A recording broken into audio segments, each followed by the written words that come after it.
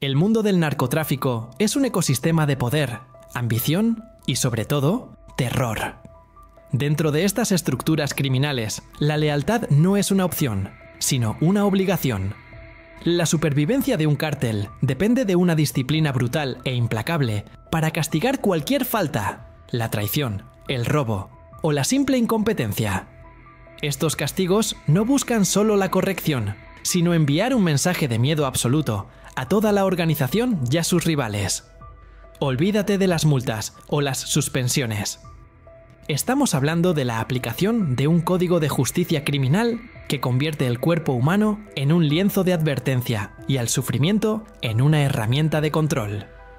Hoy vamos a explorar los 5 peores castigos que se conocen dentro de los cárteles mexicanos, tácticas que demuestran la depravación y la crueldad que se exige para ascender, y, lo más difícil, para mantenerse en la cima del crimen organizado.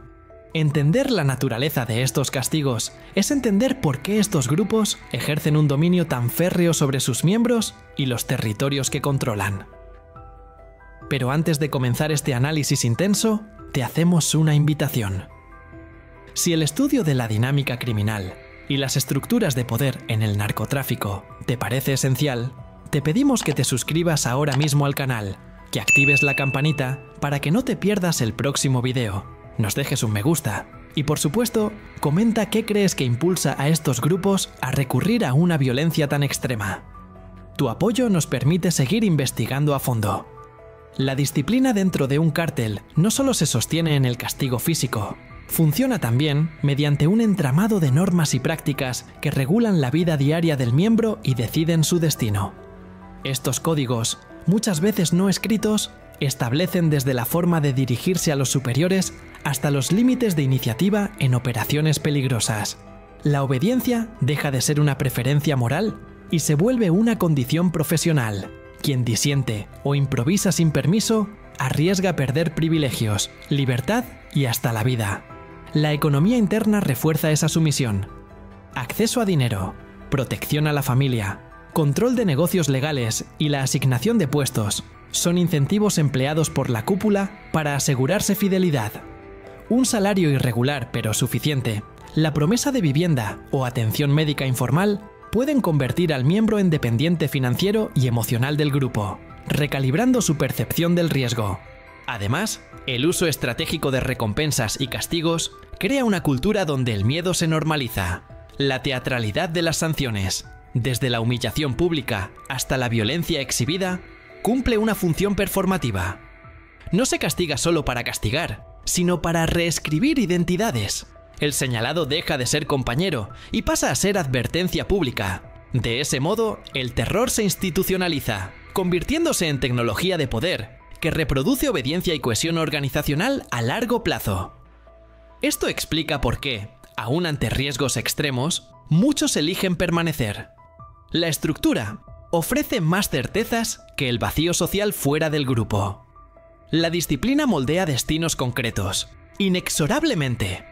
El castigo número 1 en nuestra lista, y quizás el más difundido en los últimos 10 años, es la desaparición forzada y el uso de fosas clandestinas. Aunque la muerte es el destino final en muchos de los castigos, este método es particularmente cruel porque niega a la víctima y a sus familiares la paz de un entierro y convierte el cuerpo en un simple deseo que debe ser oculto. Un miembro de un cártel que ha traicionado a la cúpula, robado mercancía o, peor aún, cooperado con las autoridades, no solo es asesinado, sino que es borrado de la faz de la tierra. Este método tiene 2 objetivos principales. El primero es evitar que las autoridades encuentren el cuerpo y lo utilicen como evidencia en un proceso legal. El segundo y más aterrador es el mensaje psicológico. Un traidor no merece ni memoria ni tumba. El proceso puede involucrar el desmembramiento y la disolución del cuerpo en ácidos o sosa cáustica, un método conocido como guisar o cocinar la carne. El cártel invierte una cantidad considerable de tiempo y recursos para asegurar que la víctima no deja ni rastro, lo que subraya la gravedad de la ofensa y el poder de la organización para borrar la existencia de una persona. La desaparición forzada se ha convertido en una herida abierta en la sociedad mexicana. con miles de personas desaparecidas que se presumen víctimas de estos métodos. El castigo número 2 se enfoca en la tortura de la familia o los seres queridos. Para un sicario o un líder regional, su mayor debilidad no es su propia vida, sino la seguridad de su círculo íntimo. Cuando un cártel busca aplicar una lección definitiva o evitar la deserción, el castigo no se aplica directamente al culpable, sino a sus familiares más cercanos. Esto incluye el secuestro, la tortura o el asesinato de la esposa, los hijos o los padres del infractor. Este método se utiliza en casos de gran traición o cuando el cártel necesita que el infractor vuelva al redil. La coacción a través del sufrimiento familiar asegura la sumisión más profunda, ya que el miembro del cártel sabe que cualquier acción propia tendrá consecuencias directas y fatales para quienes más ama.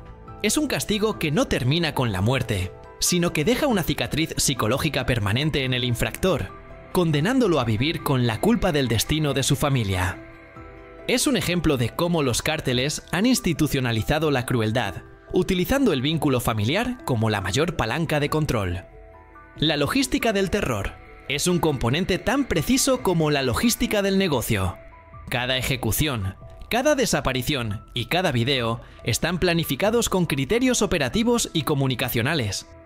El mensaje que busca el cártel no siempre es el mismo. Algunas acciones buscan intimidar al enemigo, otras buscan fidelizar a la tropa y otras, directamente, neutralizar la intervención estatal. Para lograrlo, se movilizan recursos humanos y técnicos, equipos de inteligencia para detectar fisuras internas, equipos de campo para ejecutar las órdenes y redes de difusión que garantizan que la violencia llegue a públicos específicos. La premeditación incluye también la administración de la información. Los cárteles controlan narrativas mediante amenazas silenciosas, filtraciones y, cada vez más, con la manipulación de redes sociales y mensajería encriptada. Esto les permite amplificar el impacto de un castigo sin necesidad de escenas públicas constantes. Basta el rumor, la imagen o el video corto para sembrar terror en distintos niveles. La eficiencia comunicacional reduce costos operativos y multiplica el efecto psicológico. Ese monopolio del miedo tiene consecuencias sociales profundas. Comunidades enteras rehúsan denunciar, jueces y testigos retraen su participación y el tejido civil se erosiona. Asimismo, la economía local queda subordinada. Comercios pagan cuotas para evitar ser objetivo. Maestros y médicos cambian horarios por seguridad. Y la movilidad urbana se reconfigura para minimizar riesgos. En este contexto, el Estado pierde presencia y la autoridad formal es sustituida por la ley de los violentos. Esto es devastador. La violencia planificada, entonces, no es solo una herramienta interna, es una estrategia de control territorial que transforma poblaciones en espacios de silencio y obediencia. Estamos a punto de adentrarnos en los castigos más explícitamente físicos y públicos, que buscan aterrorizar a la población entera. Pero antes de continuar, te hacemos un segundo llamado. ¿Ya eres parte de nuestra comunidad? Asegúrate de haberte suscrito a nuestro canal de YouTube, deja ese like para que YouTube sepa que este video es importante y comparte este contenido con tus amigos interesados en estos temas. Tu participación es el motor de nuestro canal. El castigo número 3 es la mutilación punitiva y el marcado con ácido o fuego. Este tipo de violencia se aplica a infractores de menor rango, o OA, aquellos que han cometido robos internos o errores logísticos reparables. La mutilación incluye el corte de dedos, manos, orejas o incluso la extracción de ojos, siempre filmado y difundido como prueba de que el cártel no tolera la desobediencia. Por ejemplo, a un ladrón de combustible, conocido como huachicolero, se le pueden amputar varios dedos de la mano con la que manejaba la manguera, dejándolo marcado de por vida como un ejemplo de lo que ocurre al violar las reglas de la organización.